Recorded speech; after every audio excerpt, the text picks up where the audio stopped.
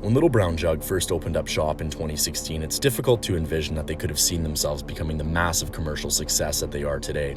But they're not complaining, and there's no looking back for these guys. It's difficult to go into just about any restaurant and not see their iconic 1919 Belgian ale being served on draft or in king cans. With its smooth body and easy finish and low bitterness, pairing well with just about any type of meal and any type of setting, whether you're just sitting down for a beer with the boys or you're at a Bomber game, which sometimes aren't necessarily mutually exclusive events, it's tough to find a reason to not want to enjoy one of these beers. Their tap room is warm and inviting in a really cool building, great aesthetic. It's on the edge of the Exchange District in the old City Hall stables, with big windows and the tap room not even being separate from where they brew it. So you can see their expert brewers hard at work in the background, going to the vats and actually putting your product together as you're drinking one of the finished batches. It's really great. We're more than happy to be here today. Little Brown Jug is expanding into some new product categories, offering a golden ale and now currently working on an IPA, we understand. And we're excited to try it all. We're excited to be here, and the sky's the limit for these guys moving ahead in the future.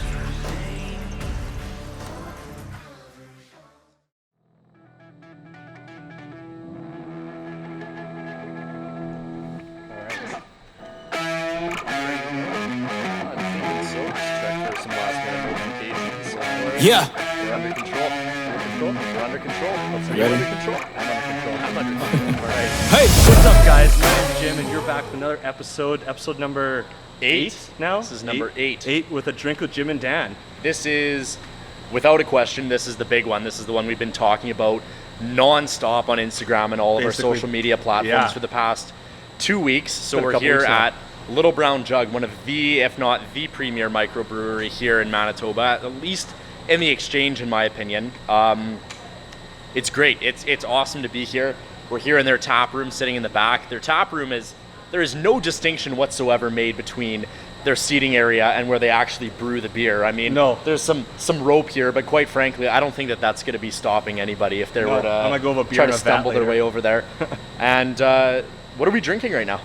Well, today actually, just because we're here at the tap room, instead of letting us describe what kind of beer we're going to have today, we decided to have the taproom manager here, James, come on the show and talk to us about 1919. I like to call him St. James, personally, because he does the Lord's work. But in any event, James, if you wouldn't mind taking a seat, walk us through, man. Come on down. So, I would clap, but I have a beer in my hand. Yeah, that's good. So I'll pass the mic off to you right away, and just a couple of questions. And James, the taproom manager, is just going to talk a little bit about Little Brown Jug as a company, and more specifically the beer that you guys brew. So a question I had for you earlier was, like, Little Brown Jug, it's staple, I guess, the platform it's built on is called a Belgian ale, correct? So Jim's going to pass you the mic. Go for it. You can keep talking there. So effectively, the Belgian ale, besides making waffles and unfortunately getting frequently invaded by Germany, like, what is it that the Belgians do to make the beer the way it is? What differentiates this from like a traditional pale ale? So my understanding of it is that actually it's kind of hard to pin down what the Belgian style, but there's a few commonalities, a few points of emphasis. A lot of Belgian beers will focus on malt flavors or yeast or fruit. And ours definitely does that. So the one that we focus on is called 1919, and it's a Belgian pale ale.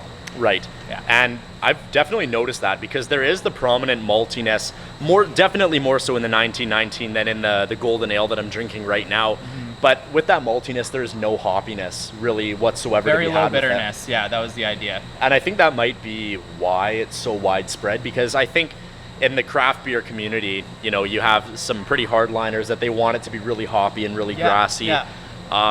For myself personally, that's just, and for many others, it's not necessarily what they like in a beer. Like, that's the huge attraction of the 1919 and the golden ale as well. But you guys are actually working on an IPA though right now, are you? We are. We've done one before.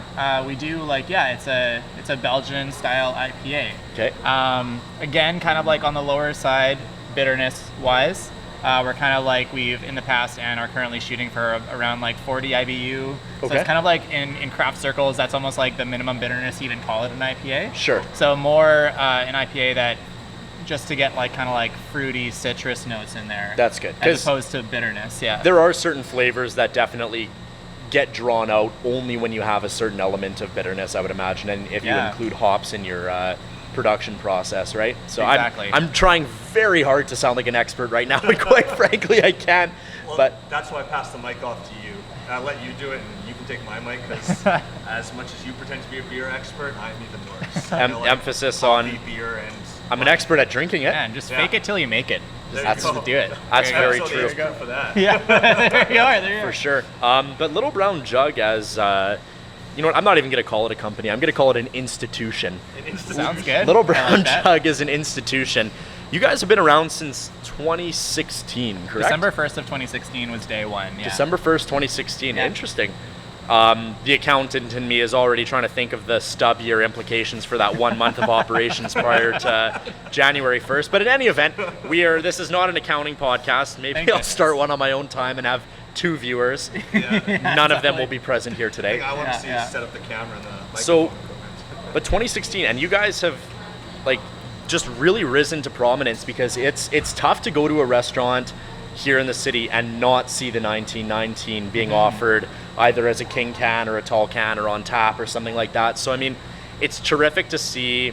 And as well, you were one of the first real microbreweries to set foot here in the city, because we were desolate, and Jim and I are going to talk a little bit more about the development of the city a little bit later, because I think we need to just really praise how far Winnipeg has come in a lot of just different industrial aspects and economic aspects as well. But first of all, congratulations on the excellent growth. But so just like tell me maybe a little bit about the Little Brown Jug story. Like how did you guys start? I'll give you the spiel. Yeah, so I'll spiel. kind of like go through what I would give kind of like a Winnipeg tasting tour, like a trolley tour when they come in here. So first of all, 1919. Like I said, it's a Belgian pale ale. The aroma is spicy and herbal. For the taste, you're looking for malty sweetness, notes of freshly baked bread, and then a dry and balanced finish. The idea was to create like a really high quality Belgian style pale ale, and one that is like really easy drinking and kind of like an everyday type beer.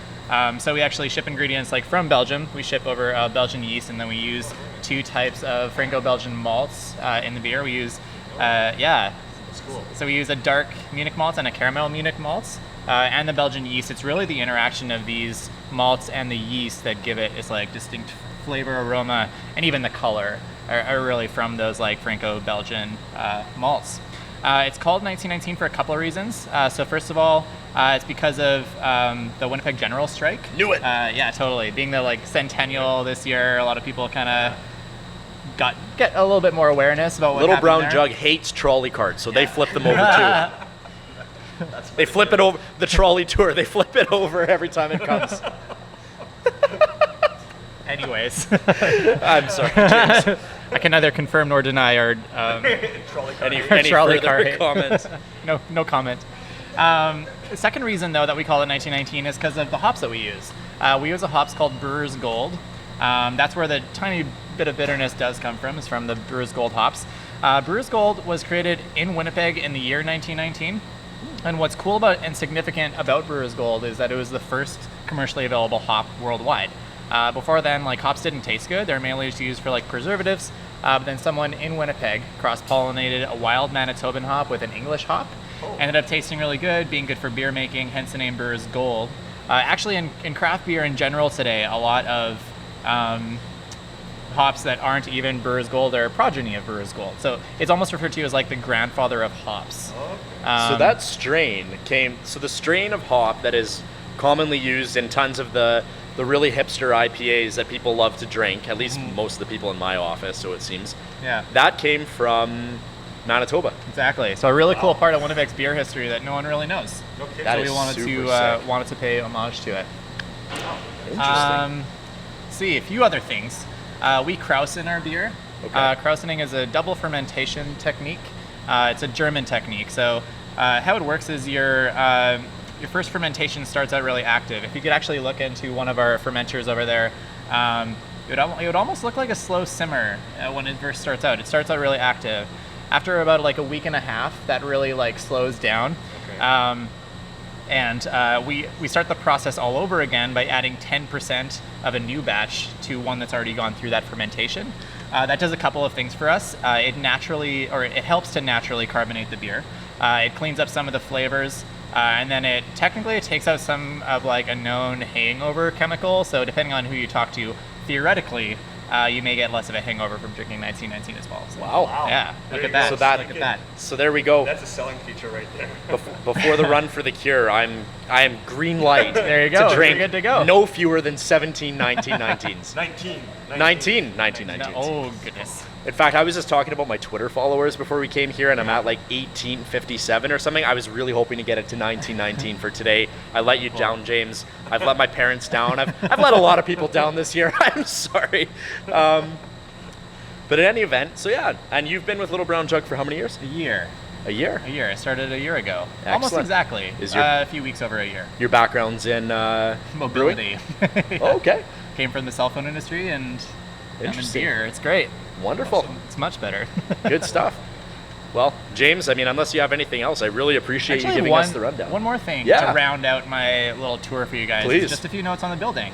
So being in the Exchange District, we of course have a lot of history with our building. It was actually originally the stables for City Hall.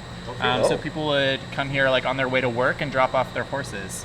If you look up at the ceiling, a lot of it actually is like original. You can kind of see where it was patched up. But yeah, a lot of the like the darker wood is like older from 100 years ago. And then a lot of the wood that we used in the tap room is 100-year-old Douglas fir that we kind of like found in the rafters and then repurposed. And then we don't have any centralized heating or cooling in here. In the winter, we heat the building from the brewing process. Okay. And then in the summer, we essentially suction out hot air, and that kind of creates a vacuum of sorts. So then when you open like a door or a window, air flows in. So it's not necessarily a cool environment all the time in the summer, but at least it's not like hotter than outside. Yeah. Which is nice. Sounds pretty efficient, right? Really efficient. Yeah, there's a lot of focus on making it like a really like green brewery.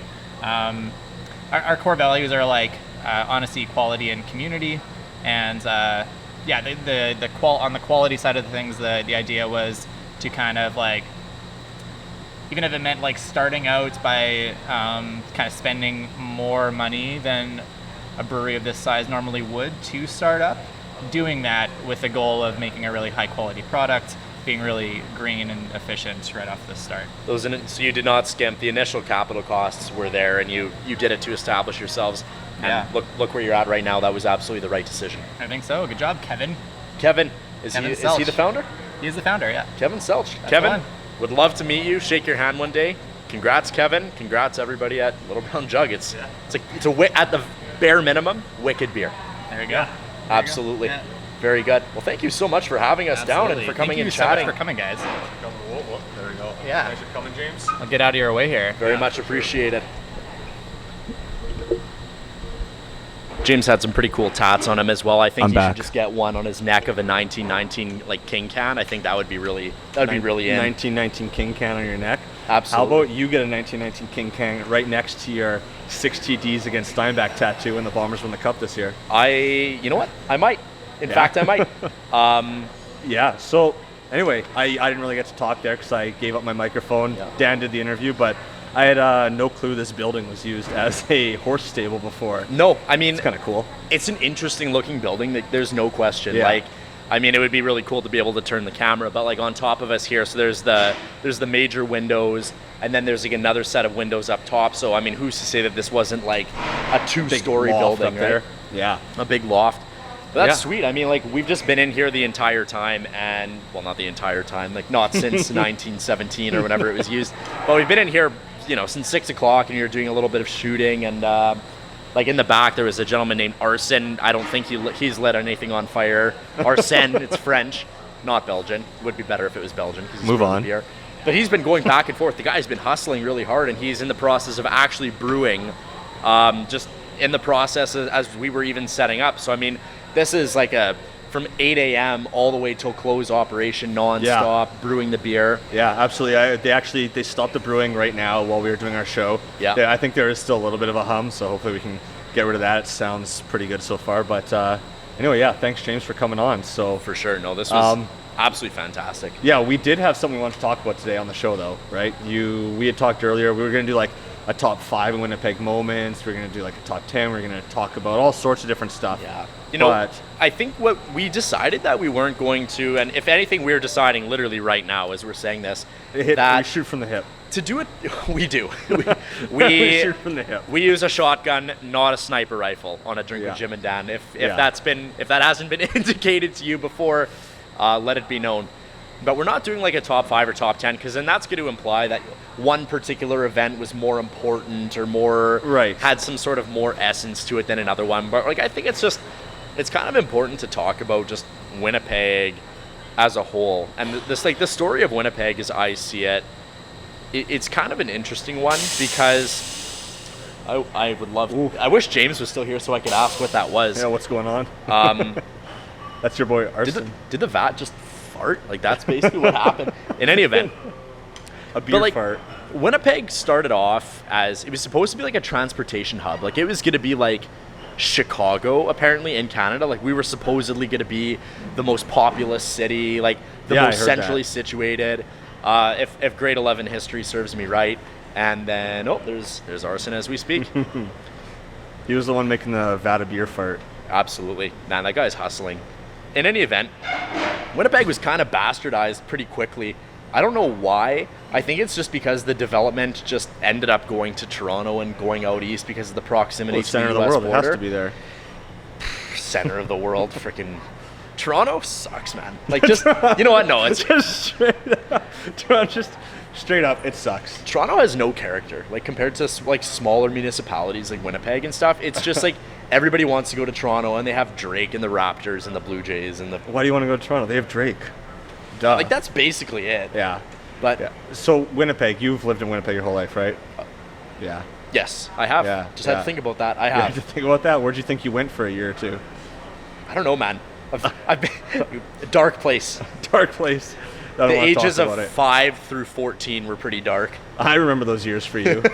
I can still recall showing up to houses and seeing chubby little Dan show up. Oh man, I was 5 years old, shaking my hand. I was. I was Chad. Chad, you were in Chad bro training back then. What were you doing when you were 14? You had shorter hair, that's for sure. 14, shorter hair. It was shorter, but it wasn't a ton shorter actually. 14, I think. What's that? Grade 9? Yeah. Grade 9. Grade 9. I still had a mop top on. I'm pretty sure. Right? Yeah. I'm looking off camera here because I got people here. Mop top back in grade 9. It was, wasn't it? Can we confirm that? Yeah. What was his haircut in grade 9? Do we have a picture? If I can find a picture of 14-year-old me and we'll try to toss that up right now. On the screen right here. It was more like Justin Bieber before Bieber was Bieber. Oh, nice. Yeah. Good. Yeah, and then all of the glam, none of the economic success at that point, unfortunately. No, none of it whatsoever. But and you, I mean, technically you grew up in Oakbank, which is a satellite municipality to Winnipeg. Can we just say you grew up in Winnipeg? No, I'd say I grew up in Oakbank. You're a loyalist? I would claim Oakbank, yeah. Okay. I'm Oakbank proud. You are a loyalist, absolutely. I'm East St. Paulian now. East St. Paulian? Yeah. Same way you're a North Kildonian now. A North Kildonian, absolutely. I like North Kildonian. But Winnipeg, like, I don't know. Like, I wish I was almost alive for longer to see more of the development, because that's something that's like been more so in. And yes, we are calling our parents old right now. Okay. But in any event, to see the growth from where Winnipeg might have been, to see where it might have been in, the early 90s compared to where it is now. You don't even need to think you were older there, because right now, I was driving with my dad. I guess it was only a couple days ago. We were driving through the city and we were talking about some development. I think it was around actually on Sunday. We were driving in Oakbank and we were driving on some roads, and they're like, man, I remember when this was the new development. And like when I look at the photos from when I first moved there, and it was just a barren field outside the front of my house in Oakbank, and I lived right in the town. Now, if you were to go back to that house where I grew up in, you would look at it and there's like half a kilometer of houses out from it in every direction. Crazy. It's like triple, quadrupled in size since I left there. And the same things that they said, like back, like I remember when Route 90 got a cloverleaf to it, which now we can't imagine it without it. This is the same thing we're going to say about the Chief Peguis Trail. Like, do you remember life? You used to live just off Springfield.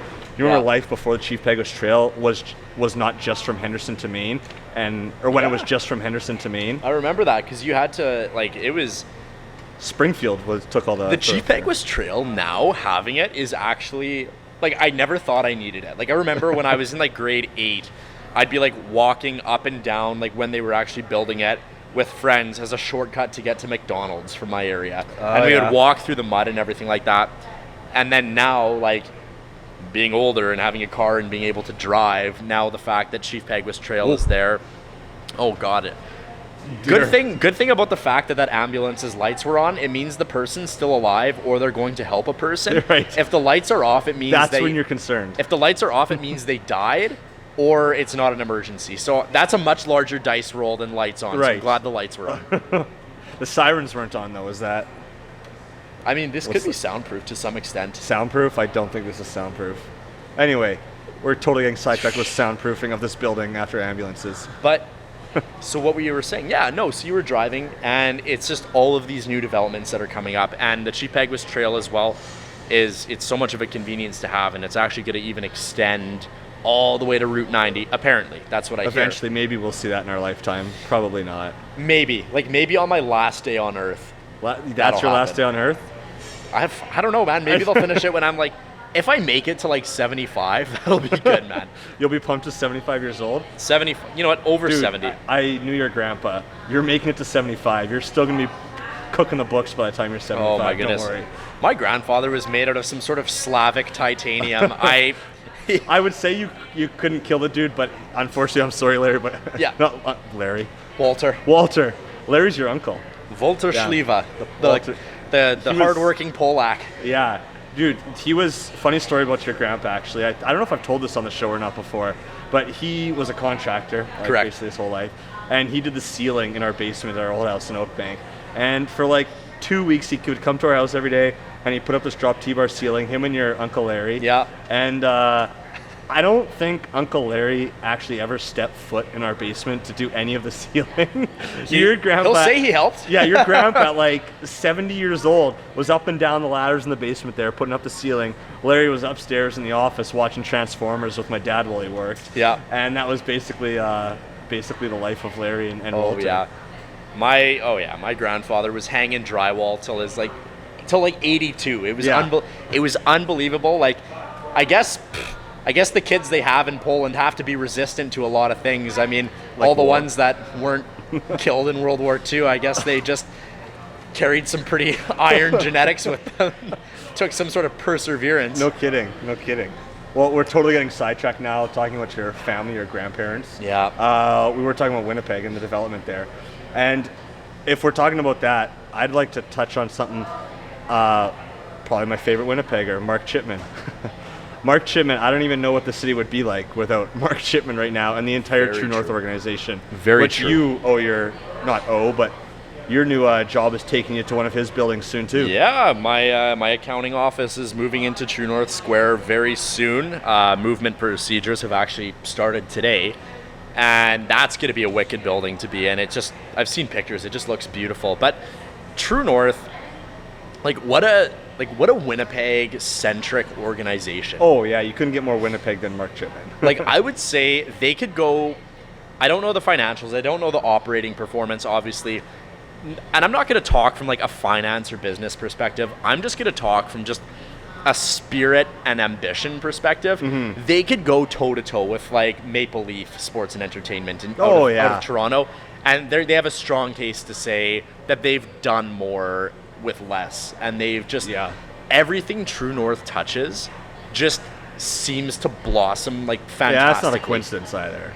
It's it is very, very calculated. Make no mistake, nothing they do is random, but they've really it's tough to say, they've almost bound the Winnipeg community to a cause. They're almost the common denominator, because everyone knows the Moose. Everyone knows the Jets. Everybody's familiar with True North Square. True North Square has a couple of big tenants going in, very Canadian tenants. Right. And I don't know, man. I love TNS. It's awesome. Yeah, I think they're definitely the biggest developer in the city. I don't know, like picture our whole downtown without them. They got the MTS Center, they got the True North Square. They run the Burton Cummings Theater as well. Yeah. They pretty much bring in every piece of entertainment into the city, on top of the Jets and the Moose already. And they don't exploit it as much as they could. It's not like they jack up the prices or anything. Like, they reasonably bring us what we want. They're very humble. Like, they're very quiet about everything we've done, that's a very, like you were talking about earlier, very Winnipeg-esque thing to do. You told me a story once. I believe you ran into Mark Chipman at Thermia, did you not? Yeah, I did, in the change room. Of all places to run into, like, Winnipeg's second wealthiest man. Can I touch your chest? Can I touch your chest, Mark? That didn't happen. Don't worry, guys. No, he touched my chest.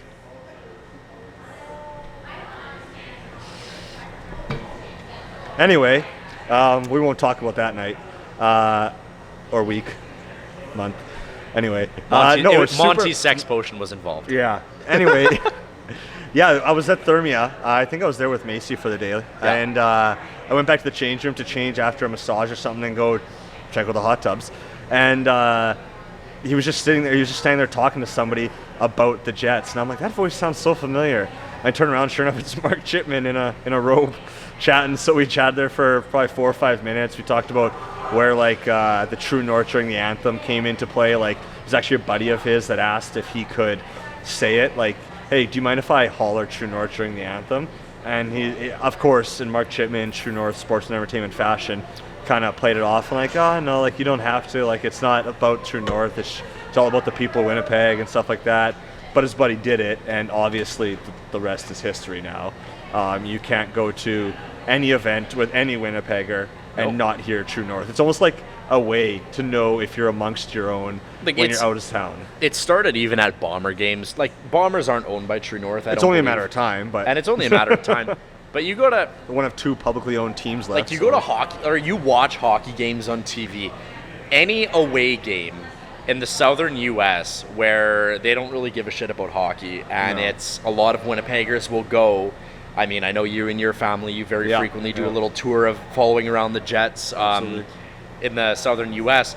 It's a very noticeable True North when you're at these games, which is unbelievable, because let that speak to the fan base. Yeah. Let that speak to how bad Winnipeg wanted a hockey team.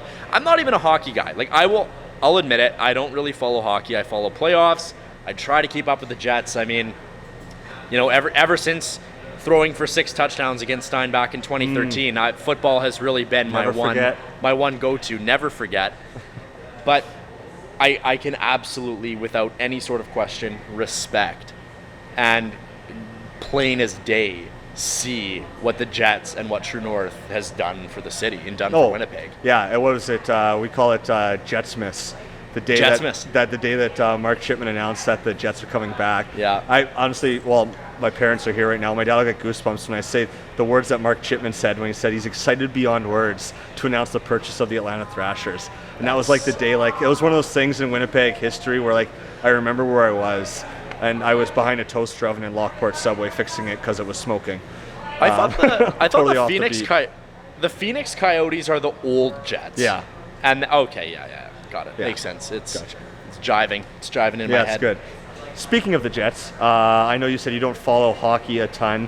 I'm going off on the Winnipeg development stuff here, but have you been following with the Jets news, like in the training camp so far since Friday? All I know, and this is very biased, and I have done no research. Apparently, Line A is being a bitch. That's all I know. That's all I know. That was the headline you saw. You open up Twitter, headline: Line A is being a bitch. And I like Line A. Like, I think he's a guy. He works. Yeah, I think he works hard. I try my hardest. Winnipeg is good. Winnipeg is good. The Finnish are just a weird group. They're a different breed. They're a weird group. But anyway, good hockey players. Line A is training in Switzerland with a different team right now within Bern. Actually with Mikko Rantanen, who is Colorado's young star that is in the same situation as Patrick Laine is. Whatever. He's actually not the biggest news of the day. Today, Bob McKenzie came out. Well, actually, started training camp. Dustin Byfuglien. Everybody in Winnipeg knows Dustin Byfuglien. The Jets granted him a leave of absence, kind of indefinitely, from training camp to attend to a personal matter back home in Minnesota. So everybody thought maybe it's a health thing, something's wrong with the family member himself. The Jets squashed that right away, said it's not a health matter. And then today, Bob McKenzie came out and said that he's actually contemplating his future in the NHL. So basically, Dustin Byfuglien, at the age of 34, with 2 years left on his deal, is at home right now, not in training camp, contemplating if he wants to play NHL again. Wow. Yeah. Well, so he's 34 years old. He had a couple ankle issues last year that were kind of nagging him, and he had a concussion last year. So a little bit of health concerns for kind of the first time in his career, but nothing really that major. But there's so much rumors going around, and especially with how many guys we lost in the offseason on defense, it's a little bit worrisome as a Jets fan. You know what? I think if his heart's not in it and his body's not in it, walk away. Like that's what people are thinking. He will go down as like a Winnipeg celebrity, a Winnipeg hero, one of the staples of the Jets. And you know what? We as sports viewers, and I've had a bad habit of this as well, we almost stop viewing athletes as people, and we almost start viewing them as like just machines. As machines, right? And like there was like Andrew Luck when he retired at 29. At 29, right? At 29, he retired for mental health, physical health. Just the guy had every reason to retire, right? And people were sending him threats. Dude, he got booed off the field. He got booed. He by got his hometown. There were people sending him threats. I don't know the extent of them, right? But it's like, are you? Pardon my language, boys. Are you fucking kidding me? Yeah. Like, the guy's 29. He has a life. He wants to have kids. He has he is a person, right? Yeah. Does not. These athletes do not exist to freaking score points and be for our entertainment. Like, that's their career. That's their job. There's some sacrifices you have to make when you become a pro athlete. Because let me tell you, there are far worse jobs you could have than being a pro athlete. But you can't expect utter perfection all the time from them, right? Right. So basically, with Byfuglien, that's what it was. Byfuglien has never been one of those guys where they say he loves playing the game, he loves the game, but he's always hated practice. He's always hated training camp. So they're kind of speculating that he came back after the offseason and was kind of just like, yo, I just don't want to do this anymore. It's kind of the speculation that's going on. Now, you're right. You got to look at him as a human, and he does have a life and a family. And truthfully, if you follow the Jets, you know that he probably wants to be ice fishing more than he wants to be playing hockey. I know I was joking about with some buddies that he probably just had a leave of absence, like a leave from training camp, just because he probably had a fishing derby he had to get to, and he paid $50 entrance fee, and he made it to the finals and lied and said his dad died or something like that. But he really had a fishing tournament down in Minnesota. But that is not the case. He's not in a fishing tournament that we know of. But to this point in his career, he's made $66 million. That's what his earnings are in his NHL career. He's 34 years old. He's made most of that. Chicago won the cup, it was 10 years ago, a little bit longer than that. And he's made most of that money in the past, call it 10 years, $66 million. He's definitely got money in the bank. He can walk away. He can walk away. His life is set. His kids' life is set. Everything is set for him. And he's leaving $14 million on the table if he walks away right now, because that's what he's owed over the next 2 seasons, which seems crazy to like the mere mortals of you and I to walk away from $14 million. But when you've made $66 million in the past 10 years, it's diminishing returns. Like, I mean, you learn about that curve of utility in like first year economics in college or university. Like, that first million's huge, the second million's huge, the third million is huge. Then all of a sudden, million number 4 is like it's a little bit less. And then eventually, and when you're talking tens of millions of dollars, the jump between 60 million or what is it, 66? 66 is what he's made. The difference in his between 66 and $80 million is not, it's not a huge jump when you already have that much money. In any way. So for him to walk away and be able to enjoy his life, his utility might go up by doing that as opposed to taking another 14 mil. Yeah, as much as it hurts to say as a Jets fan, that is probably the case. I hope he returns. I kind of think it is kind of a slight dick move to wait until like day 1 or 2 of training camp to tell Chevy and Maurice that, I don't know if my heart's in this. I gotta go back home and think about my career. Kind of a little bit of a dick move considering we had Myers walk in the offseason. to Vancouver and Trouba traded to New York, and then Ben Sherratt signed in Montreal. So literally, if you take out Buff, if he did retire, we lose our whole right side, Buff, Myers, Trouba, and then Sherratt. 4 of our top 5 defensemen from last year are all gone. And all of a sudden, Sami Niku's our top pairing guy, which I don't have an issue with that, but I mean, a lot of people will. Let it be known, though, like, there's something to be said about the coaching and the deployment aspect of a team and your talent. Because if you look at we're not going to talk extensively about the Bombers because we're talking about the Jets right now. But if you look at the Bombers, they've had so much turnover, and they really terrible. Don't have a AAA cast of talent on their team. But they are used so well. Oh, yeah. Well, that's because we finally stopped turning over guys. Like, we finally, after the Joe Mack era, like we've talked about before, we stopped like firing a coach after a season or two and moving on. We actually kept O'Shea through the struggles as a first-time coach. We've kept Walters. Wade Miller's been in charge for, 5 years now, 6 years? Yeah. It's been a while. Nichols has been at the helm for 3 years. We finally have some consistency there, and it's paying off. Absolutely, right? So again, it's not necessarily about do you have AAA caliber talent, because by that means Mike Riley should be lighting it up, and again, that guy's getting beaten the heck up. Oh. But, right, so the Jets, let's circle it back. Let's actually try to, for the love of God, let's try to stay on track for once. Oh, we're so off track already. But, I don't know. The Jets are going to be fine. They're still going to make money. People are going to still love them. Yeah. True North still owns them. They're still doing a great job. Yeah. And I don't know, man. Like, I don't know what to say. If Buff goes, let him go. Yeah. I mean, the only good side about that is it frees up his salary cap hit is like $7.6 million or something like that this year.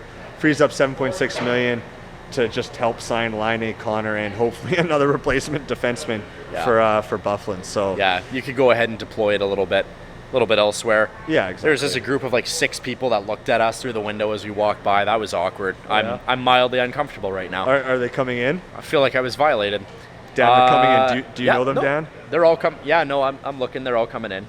Yeah. Yeah. Anyways, hey guys. Hey. In any event. Do you know any of them? No, I know none of them. Well, maybe we should have them on the show then. In any event. Okay, or random fact. Back to the Jets, back to development. Did you know, I think we've talked about this before. I don't know on a podcast or if it's just in like life. Wait, this podcast is my life, Jim. What are you talking about? Basically sleep all the time, just come up for the podcast. Seriously, this is the only social outing Dan has. My business card says Dan from A Drink with Jim and Dan. Anyways, please continue. Yeah. Did you know Mark Chipman has a partner in the owner of True North Sports and Entertainment? Isn't it his brother? Well, Steve, I believe is his name. Steve does like the auto, like the dealership side of things. Oh, okay. Yeah. I'm talking like a bigger partner. A partner so rich he could literally buy the entire NHL, shut the other 30 teams down, and give the cup to us if he wanted. I think you're fucking lying. No. I don't actually believe you. You know, David Thompson. Oh, okay. Thompsons are based out of Toronto. Yes. They are one of the wealthiest families in Canada. He's like top 10 in the world. Like billions. $20+ billion net worth. And he is a part owner in the Jets. Yeah. And funny enough, to circle back to this, the only reason I know that name is because my grandfather, who we were talking about earlier, Walter, would always talk about the fact that he had a grandniece or nephew or something. Yeah. Or a friend. I actually don't even remember the relationship, but he knew somebody that almost married into the Thompson family. That would have been nice. Yeah. I'll marry into the Thompson family. Exactly. He's got only boys, but that's okay. You'll go that way, won't you? It's 2019, man. Whatever it takes. You want. Whatever it takes. You're not Buff. You haven't made $66 million. Honestly. But yeah, he's worth over $20 billion, and he is a part owner of the Jets. Which, going back to the development side of Winnipeg, this is like total circling back, like 4 talks now. He basically the way it worked was he was a part owner in Eaton's downtown, the building downtown where the MTS Center is. And when Mark Chipman wanted to buy it, knock it down, put up an arena for the Moose, he would have explained the whole plan to the ownership of the Eaton's building. And David Thompson basically said, "Sounds great, but I don't sell for cash. I sell for equity. So I want in. I want a piece of the company." So Chipman said, "You're on board." So richest owner in the league, Winnipeg's owner. That's sweet. Yeah, and that's partially why we're getting funded so well. That's sweet. And who knows, I don't know, but who knows how much of the money, of the cash flow that True North has is Thompson money, right? Yeah, I don't know. Who knows how much capital Thompson is deployed and their family is deployed into some different initiatives here in the city that True North is facilitating, right? Do you want to know, I was at the Jets fan forum last week. I was at the MTS Center. Sorry, Bell MTS Place. They paid a lot of money for that naming right. Yes. And Chipman was there talking, so was the coach of the Moose Jets, Moose and the Jets. And he was talking about their salary in year one with the Jets back, I believe was $54 million on top of the players. So on top of the all the actual NHL players, their salary or their payroll was $54 million. This year, it's expected to be double that. That's crazy. So their payroll for the year is over $100 million. That's a little bit of economic input from True North. That's crazy. Isn't that nuts? That's and insane. That's including the coaches, all the people that sell you popcorn, sell you drinks, clean the place, the commentator Jay Richardson, everybody that's included in there. We would call that economic stimulus. Are you going into the ASMR now?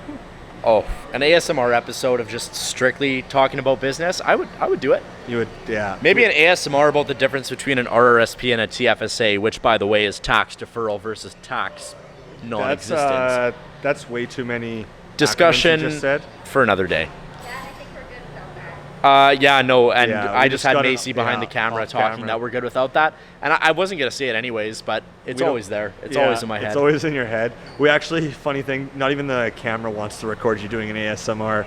Yeah, it's shut down due to a heat default Literally, or something the camera last one week. time just shut off because it got too hot, which it's done once. In over a year, it's done once, and it was when you were whispering into the microphone talking about TFSAs. The difference between a tax-free savings account and a registered retirement savings plan is the nature of the tax benefit provided. Anyways, let's move on from that and maybe never do that again, in fact. Okay, you know we're going to do that again. We always do an ASMR segment. You know what we never talked about at the start of this episode that we always talk about? What? What we did since last episode. This is totally looking back, totally random. What did we do since last episode? I haven't seen you since we recorded the last episode. I have not done a lot. It's just been a heck of a lot of work. Trying to go into the gym in the mornings. I had a really on the last episode I talked about the weird moment that I had when I was showering and I had to go and pick up the towel. You touched someone's and hand under the guy You locked looked eyes. underneath and Yeah, we let's locked not eyes. revisit That was that weird. conversation. Let that be known. The fact that I wanted to talk about that twice, it resonates with me. Just how bizarre that was. Maybe David Thompson's sons are back on the table. Maybe. 2019, boys. Yeah, you've just been working. You haven't been to the paw lately or anything? No, not the paw. I'm not actually going up north for another audit for at least the next 2 months. Oh, nice. Unless I get stuck on something in a fire sale where somebody's really sick and I need to go up and do some procedures. But no, it's good. But, speaking of going up north, let's talk about Little Brown Jug here is the fact that you could go to almost any restaurant, any good restaurant here in the province, and 1919 is going to be on tap to some extent. Oh, yeah. I was just in the paw. I was in a restaurant called Good Times, but it's THYM, as in the herb, which is herb. hilarious Is that play what on it is? words. Yeah, I think so. I have Must no be. clue what the There's other no other time way. is. In any event, they had 1919 there. When I was up in Thompson last year, they had 1919 at 2 different places there. One of them being Boston Pizza. So let it be known that you will find your way into a Boston Pizza at some We've mentioned point. Boston Pizza in every episode, I think. We have. It's Boston Pizza. You will find yourself in a Boston Pizza at least once a month. Doesn't matter who you are, where you live in Canada, in Manitoba specifically. Yeah. You'll find, and apparently Boston Pizza is specifically a Manitoba thing. Nobody goes to BP in Ontario or really? Alberta. Apparently, Well, it's probably because Jim Treliving, owner of Boston Pizza, is a Manitoba boy. good old Manitoba boy. Verdon. Would you look at Anyway, that? you were going off about something. We're totally sidetracked. Yeah, but anyways, they had 1919 there. It was great. 1919 is everywhere, and it just goes to show how strong of a performer Little Brown Jug is. Not because it's from Winnipeg, not because it's a local business, but because its product is freaking good. Yeah, And they obviously do a good job running their business. I finished my beer like 25 minutes ago. Right. But I mean, I started with half a beer because I had it before the show started. So I kept looking off camera to see if somebody else had a beer I could take, and everybody else's beer is empty too. So I can't even take. No. I would pour some into your glass, but it's like room temperature, and I don't think anybody would enjoy that. No. Well, it'd probably still be good. Tastes good. You'd probably enjoy it more than the Jim Beam we had last episode. I thought you were gonna die. You literally didn't sip any of it for like 40 minutes, and then you noticed that I was like almost done, and you're like, I gotta shoot this, and you shot it back. That's a 60% at 120 proof. I thought you were gonna die. Make no mistake, the kidneys were barking after that. They were barking. I've never heard kidneys bark before. They were doing it. Kidneys barking, liver was crying, brain asking why I did that. That was a purely automated decision. I put no thought process into that. I could tell because nobody does that. It's actually still burning right now. No, it's not burning. Remember Kentucky hug. It's a Kentucky It's hug the in your Kentucky throat. hug. It's Kentucky hug in your throat. Kentucky's been hugging me for the past 12 days. For 12 days now, you have Kentucky hug. Oh my God. But well, you know, like let's circle it. Let's fucking circle it back to Winnipeg. Winnipeg. So we wanted this to be an episode about Winnipeg, and in all material respects, to use some accounting vocabulary there. That nobody else knows. knows. There's a guy trying to get in through the side door here, and I hope he knows that it's over there. Yeah. Okay, we're good. Anyways, we should have done this on a 360 cam so everybody could have seen what was going on. Yeah, he's coming around. But yeah, Winnipeg. Like, I mean, you look around, more restaurants per capita than anywhere else in Canada. We've talked about that in a previous episode. Jim, you already know that, being in the restaurant industry. Yeah. We have Kay's Deli, and oh my God, the guy at the door was Noah, our resident in-house bomber expert. You know what? Bishop lover, and unfortunately, I hate to say it, Little Brown Jug, but he loves Michael Bishop and he loves Bud Light. Ugh. Noah, get yourself a beer. Truth be told, I have to take a leak very quickly, and you're gonna quickly come in and sub in and give us an update on the Bombers. Sounds good? All right. All right. When Dan steps, Golden Ale. Golden Ale is a great one. As soon as you get your beer, you can come on. Dan can leave, and But we were talking about, guys. I really gotta piss. Honestly, that's the. I would never. I would never lie to you. Don't even joke. When he comes over, I'm surprised he's gone this long. He comes over to my place to film these normally. He shows up. We grab the equipment, we go downstairs, we set up at the table. He goes, all right, I gotta take a piss. Goes and takes a piss. We film. As soon as we're done, all right, gotta take a piss. He walks up, takes a piss. Take out the memory cards into the computer, start editing the video at my desk. Midway through, gotta take a piss. I don't know what's wrong with me. Something might be wrong with me. But it should be checked by a doctor. I do have a doctor's appointment next Friday, so we're gonna get this looked at. Well, that'll actually be the next episode. We're gonna live stream it. We'll live stream my physical.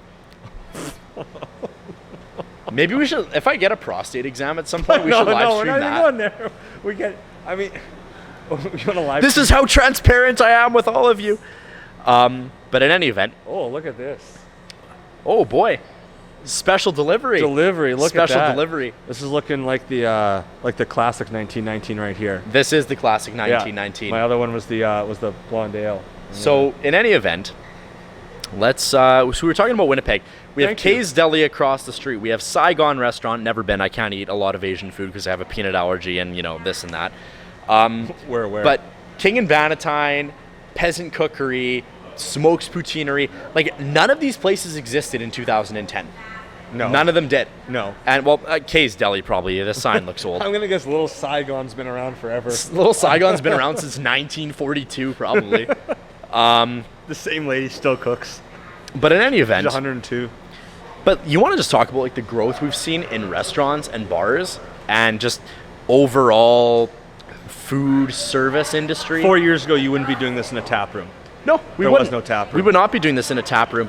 But in any event, anyway, Noah, maybe you're going to slide off here and absolutely. Noah, who has we called into him once. Two things about Noah: loves Michael Bishop, who is ex-Bomber quarterback, cannon arm. I don't think he's as good as he likes to allude that he is. And he also drinks Bud Light. So this is way above his pay grade in terms of the Little Brown Jug, which is the golden ale he does have there. Well, Yeah. Noah, we have a third seat here. James was sitting here. He's the taproom manager. Come on in and sit down. This was completely not scripted, by the way. We didn't know Noah was coming in. And this is the first time Noah's actually meeting Jim. So, Yeah. It is great to meet you, man. Great to meet you. welcome. Leave them hanging. Don't. Man, welcome to A Drink with Jim and Dan. Great to be here. You know what? Actually, we're going to give him my mic because I have to go off camera here and That's right, use the restroom. So, All right, I'm taking over. I So got this- big shoes to fill. big shoes to fill. We're going to do a little segment on the Bombers. Noah, have at it, my friend. All right, let's do it. We're going to rotate. There we go. Right around there. Yeah. Off Okay. camera, Macy. Sounds good. All right.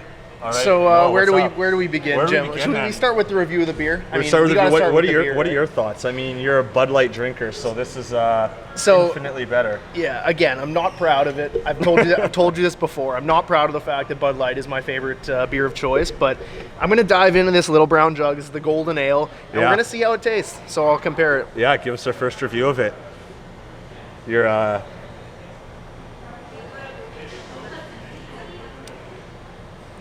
It's kind of citrusy. yeah. It's not bad, actually. You know what? It's not as smooth as Bud Light. I'm not gonna lie to you. I'm not gonna lie to you. It's not as smooth as Bud Light. And there are not nights. all of us have as esteemed taste buds as you do. Noah. There are nights, Jim, where Bud Light goes down like water. I feel like after It's because it is. You know, but- after a couple of these, it would Yeah. go down a little easier. Right now, Yeah. I'm struggling well, a little you, bit. You weren't here earlier, but we had James on sitting in here, and he was talking about. I'm gonna have to actually watch and take notes on this. I forget which part of it was, but you're actually not gonna get as bad of hangovers with 1919 because of the process they do it in, the type of malt and hop they use. So this is like it's like the beer that doesn't give you hangovers. It's a win-win. You know what? I'm not complaining. It's a good tasting beer. It does not, by any stretch of the imagination, it's not bad. It is a nice Awesome. beer. You know what? I'm a Bud Light guy Yeah. through and I through. hear It's ya. the way I am. I hear I'm ya. not going to be able to ever change that. No, but it there is what one it thing we is. can hopefully change though. Michael Bishop. Why? All right, Why so Michael right Bishop? after you said to me, you said right on it's going Yeah. on my gravestone. Yes. Noah, here lies Noah, Noah. Bud Light, and Michael Bishop. Yes. And as soon as you said that, it just stuck with me. I really liked It's still it. in your Instagram bio, I isn't it? I changed Yeah. my Instagram bio about 2 months ago Yeah. to that, and I have not changed it since. No. Bud Light and Michael Bishop. Listen, man, I'll tell you what. Michael Bishop, he has his faults. He throws a lot of interceptions. Definitely does. Threw a lot of picks.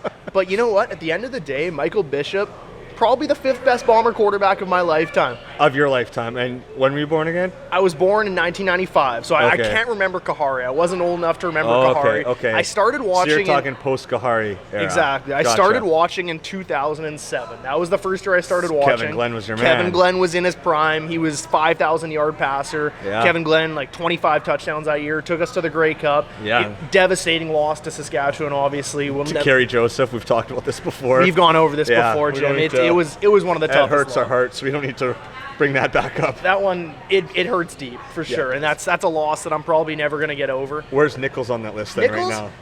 it's tough. I've gone back and forth between Nichols above or below Glenn. Right now, I think I've got him above Glenn. Yeah. To be honest with you, I think he's been a little more consistent. Glenn had that one fabulous season, 2007. Yeah. He was the East Division Most Outstanding Player. Absolutely, yeah, it But was a other huge than year. that, he had a bad year in 2008. We barely squeaked into the playoffs, lost Right. to Edmonton in the semifinal. Yes. In our own building, I will say. And Remember that. But really, I've gone back and forth. I think I'm a Nichols guy. If I had to choose, and I know Kevin Glenn's played in the CFL for almost 15 to 20 years. He's been on every team in the CFL. Every team. He's signed the that short definition deal. of a journeyman. Oh, yeah. But you know what? I think I would take Nichols. I think he doesn't throw picks, and I know he gets, we've The talked, game manager The game tag. manager, he gets the bad reputation. Yeah. But you know what? Matt Nichols, serviceable quarterback. Oh, 100%. And if you surround him with a good team like we did this year, you're seeing the results, right? So it's hard to argue with the results. It is. Dan and I were actually talking about this on the way here tonight. About, I called up, we were talking about law firms for some reason, and then I segued it into the law firm in Toronto at the helm, McLeod Bethel Thompson. And have you looked at his stats lately? McLeod Bethel Thompson is actually one of the better quarterbacks stats-wise in the league. He's got Dan's back now, over 3,000 yards, right?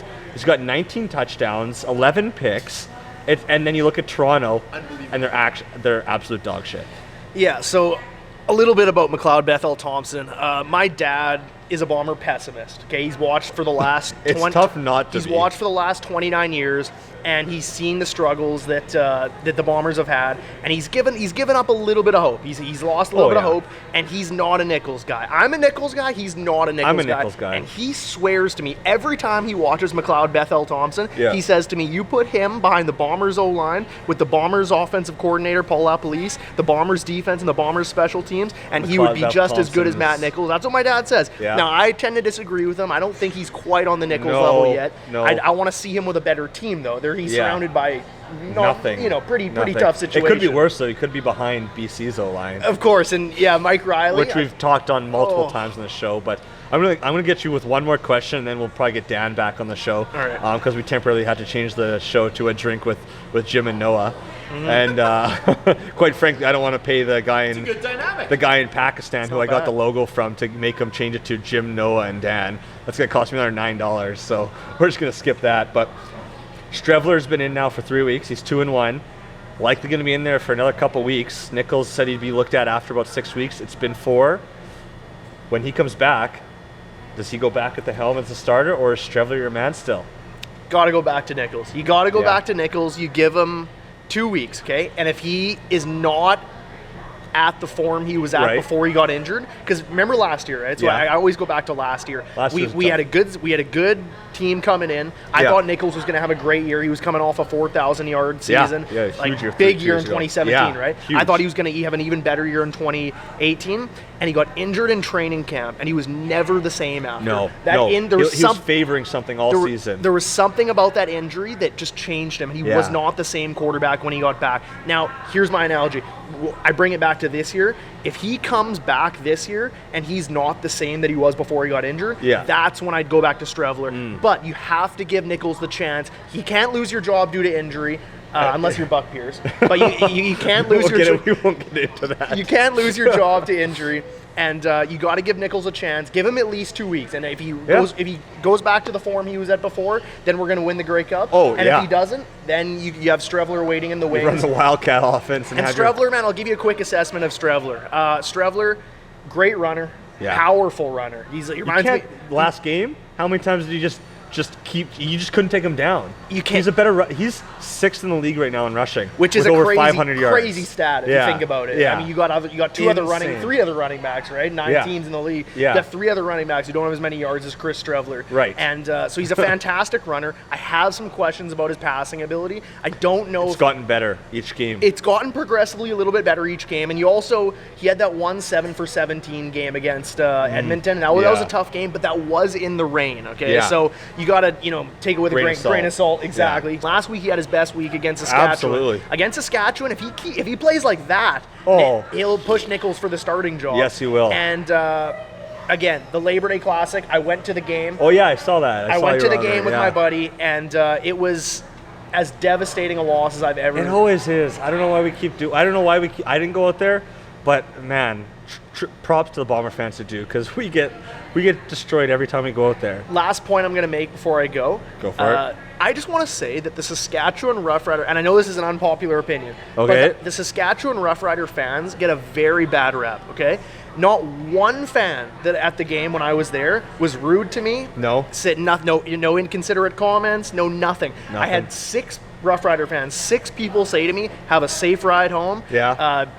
Take it easy. Don't drink on the ride home. Yeah. They were all being very good. A lot of guys. I had one guy, actually a rational Saskatchewan Rough Rider fan, who came up to me, and I do quote, he said, you guys have the most complete team in the league. Yeah. And if you had Nichols and Harris, we wouldn't have stood a chance today. No. And I could not believe That he is said very that. rational, because he's absolutely true. Because they beat us on a last-second field goal. We had Harris and Nichols. That's all you need to say. We were missing those 2 guys. Jeff Coates as well, and that's a big one. Jeff He's Coates a started great defensive practicing end. this week, Yeah. so that's good. And same with who else started practicing again this week. Totally slipped my mind Lucky, right now. Lucky Whitehead. Yeah, Lucky Whitehead's back Lucky Whitehead's again. back. We cut Kevin Anderson, our 3rd-string quarterback. Yeah. Which could mean Could mean Nichols he's coming coming back, back pretty soon. or Buck Pierce is lacing him up. coming up. Or Kevin Glenn. Kevin Glenn too. You don't need any more Kevin Glenn rumors, but I'll let you jump back in here. Jim, it was great Thanks, meeting you for great the first meeting time. you. On air, our first encounter recorded. There we go. Just watch your mic there. Make sure, grab your beer. My mic is almost falling off the table here, guys. So I don't know. You know what? Oh, God. You talk. I'm gonna fix. I don't know the extent of the introduction that Noah gave to you, but he was one of the quarterbacks for the Kelvin Clippers high school dynasty, which was a direct rival of the River East Kodiaks. And rumor does in fact have it that he has the best sidearm fadeaway in the history of the Winnipeg High School Football League, which I can attest to. It's very nice. Yeah. I was actually saying goodbye to James, who we had on earlier. He was heading out for the night, so I gave him our little thank you and a very sincere thank you. My urination did not take 12 minutes, I assure you. That would have been a problem in itself. We would have needed to Your address. microphone's not working. I'm just gonna go handheld. Guys, this is a cue that I think we need to start circling things up. So just round up. Dan's taking 12-minute pees. Well, my microphone's on the ground right now. Macy, do I sound good right now? I'm passing a kidney stone in the bathroom. Jim's mic stand's falling apart. Who knows what's going on here? I mean, you've been done your beer for a bit now, eh? Yeah, we've been done for a bit. Anything else we want to talk about? I mean, I went to San Francisco last week. Yeah, paid you for were by at Apple. We never even talked about it. You were at the Apple conference. Yeah. How about this?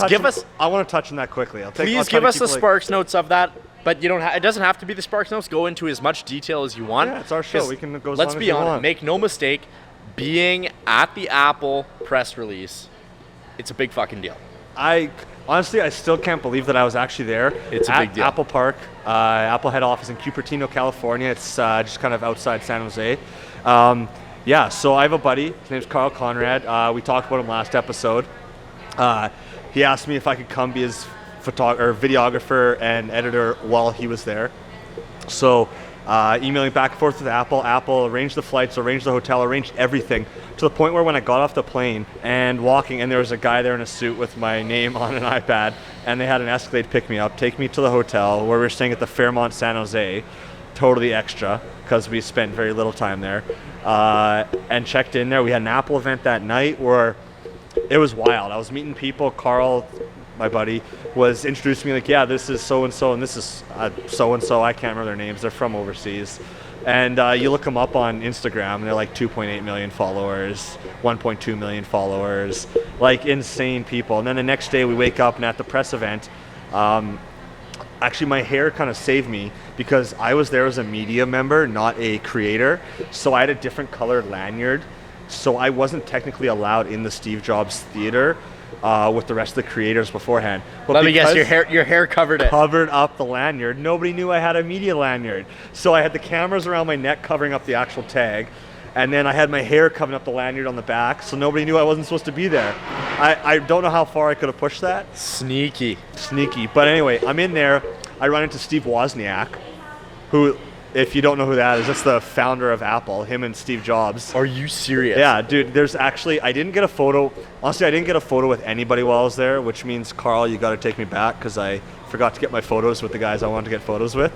But Steve Wozniak, for those that don't know, was the founder of Apple with Steve Jobs. Now, he sold a lot of his shares in Apple a long time ago, so he's only worth like $100 million or something now. Whereas if he would have kept his stocks, he would have been worth well over $100 billion. He'd be in the Jeff Bezos range right now because he had about 10% of the stocks back in the day. But anyway, totally crazy. All the other YouTubers that you're running into that I watch all the time, it was a totally surreal experience. And then on the Wednesday when the day was done, I had about 10 hours in San Francisco free to go. And I actually uploaded a vlog about that. I recorded the whole day. You took some good pics. Thank you. It was crazy. I'll toss some of those pictures up on the screen here. Is it ever challenging taking photos of yourself everywhere you go and you look like a complete idiot? Because I didn't have a tripod, so I'd set my camera up on like my bag, on a bag, with my cell phone propping up the lens, and I would click it, look good, and I'd run like 10 feet into there, and I'd like stand there and pose, and then you hear it go ta-ta-ta-ta-ta. And then I'd run back, look at it, and then have to just do it over again because I would look like an idiot in every single photo I took. But yeah, it was crazy. So watch that video. Shameless plug. Jim Matthews.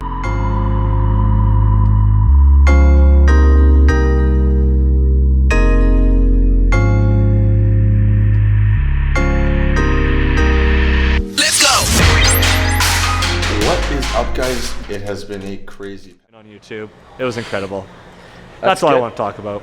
Well, that was good. Like that's a big deal. I mean, you're a media creator. I don't know what the hell I am, but that's honestly awesome. Like, I was keeping up with you on Instagram the entire time that you were there. Yeah. And make no mistake, that is a big deal. Yeah, it was insane. I still don't realize, I don't think, how crazy it was to actually be there. Carl said that event is sort of like the Super Bowl, the Grey Cup, the Stanley Cup Game 7 of tech events. And he left that event and went to China for an event on a rooftop in Shanghai. And he says the Apple event is 10 times the event. So really? Apple does things big. And I touch on it on the video. Apple has just too much damn money, man. Like, it is insane how much they spend. Apple has enough money. The numbers for sure have changed because Apple's become more profitable even. They have enough money to buy every professional sports franchise in the world. Yeah. In the world. And have residual capital just sitting around. Yeah, they're a $1 trillion company, first $1 trillion company. Yeah. It was crazy. For me to go to that event, probably cost Apple $2,500 to $3,000. And if you because look they at paid for my flights, they paid for my hotel, they paid for my food, they paid for my transportation, and even on the Wednesday, they had a driver lined up to take me to the airport from the hotel. And I called them. I called my Apple person, because now I have an Apple person apparently. And I said, hey, can I get the driver to come earlier? I want to go to San Francisco for the day because there's nothing to do in San Jose. Like, if you ever go to the Bay Area, stay in San Francisco. San Jose, nothing. Beautiful, but there's nothing there. And they said, you know what, no, if the driver's taking someone else with you tonight, just call an Uber and invoice us afterwards. There's a $100 Uber ride American to get there. And they're like, just invoice us. So I sent off the invoice to Apple for a few $100 more in Ubers and food. And they'll pay me back. That's crazy. It's insane. You look at all those stocks, you look at how well they're performing. I mean, Apple, insane run up. All those NASDAQ stocks, Apple, Microsoft, Netflix doing unbelievably well. I mean, the Amazon is literally on fire. I mean, please tell me you get that. In any event. I'm not even acknowledging it because But yeah, that's it. And you know, the last thing is like, if you just want to talk about scale of money, like Bill Gates, you know how when you're walking, this is getting so off topic. You know how when you're walking down the sidewalk and it's like you see a dime on the ground and you're like, oh, like I should pick that up, kind of thing, and you're like, oh, should I? Like I have to bend over, that takes work, kind of thing. Like, do you debate that? Apparently, are you kidding, man? I bend over and pick that dime up. I debate it sometimes. It really depends. If my dress pants are too tight and they have a chance of ripping, then dude, I won't. What about your shirt coming untucked when you bend over like that? But you got your But I have my shirt stay. Suspenders. Not an issue. I have collected at least 30 cents because of that shirt stay. Dude, where'd you put it into? Did you invest it? No. I think I just lost it. But anyway, walking down the street, pick up 10 cents. Bill Gates. I'm assuming you're going the equivalent of Bill Gates walking down the street. So like if you scale it, the equivalent of Bill Gates walking down the street to, if he's like, should I pick this up, should I not, is apparently like $45,000. Could you imagine walking down the street and like 45 grand there? And the same way we look at a dime is how Bill Gates looks at 45 grand. Man, that's wild. Well, the quality of our conversation has just deteriorated drastically in this last 5 minutes. So it's been all over the board. How's that 1919 there? My 1919, let me just, since my dad, thank you, Dad, went and got another one up there. I'm just about done that. You've been done yours. I've been done. Should we, just let me finish this. Well, let that be the cue. Yeah, another thank you to Little Brown Jug for fantastic. Out. You didn't have to have us out, and sincerely, and I'm at least speaking for myself. I'm assuming that I'll speak for you too. Us. Little Brown Jug, everybody knows Little Brown Jug. Everybody knows how upstanding of an organization, of an institution Little Brown Jug is. And like, thanks for having us out. You didn't have to do this. You didn't have to stick your head up for it, but you did. So awesome. Well, really means a lot. Go off air? And, the tap room's actually legitimately closing soon. We should probably get one more. Probably go out and go grab one more. What are you gonna do with your mic? Are you just gonna set it down? Dude, I don't. Just walk away with Hey it. everybody, this has been fun. Thank you, Little Brown Jug. Let's get another one. Have a great night. Hey, I'm at my prime. Whoa. Said I'm at my prime.